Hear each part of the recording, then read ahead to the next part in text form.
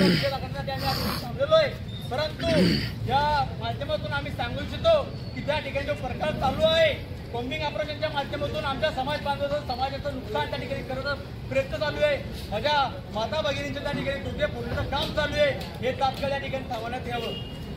त्यांच्यावरती खोटे नाटक गुन्हे दाखल करण्यात येत आहे, ते खोटे नाटक गुन्हे हे पाठीमागे या ठिकाणी घेण्यात यावे आणि तो जातीवादी भडकाऊ जो दवाखान्यामध्ये आणि म्हणजे समाजाचे लोक ज्यांनी समाजाचे संविधानाचे रक्षण करा आणि ते रस्त्यावर उतरले त्याला हे जेलमध्ये टाकण्याचं या ठिकाणी काम चालू आहे, हे तात्काळ या ठिकाणी थांबवण्यात यावं।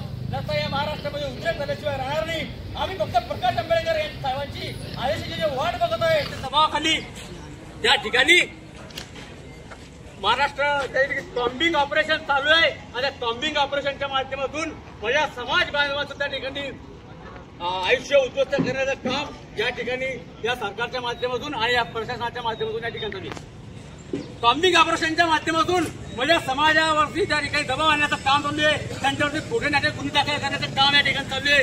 हे गुन्हे तात्काळ मागे घेण्यात यावं, या त्या संविधानाची विटंबना करणाऱ्यावरती देशद्रोहाचा गुन्हा दाखल करण्यात यावा, यासाठी म्हणून आम्ही या ठिकाणी रस्ता रोको आंदोलन केलेलं आहे।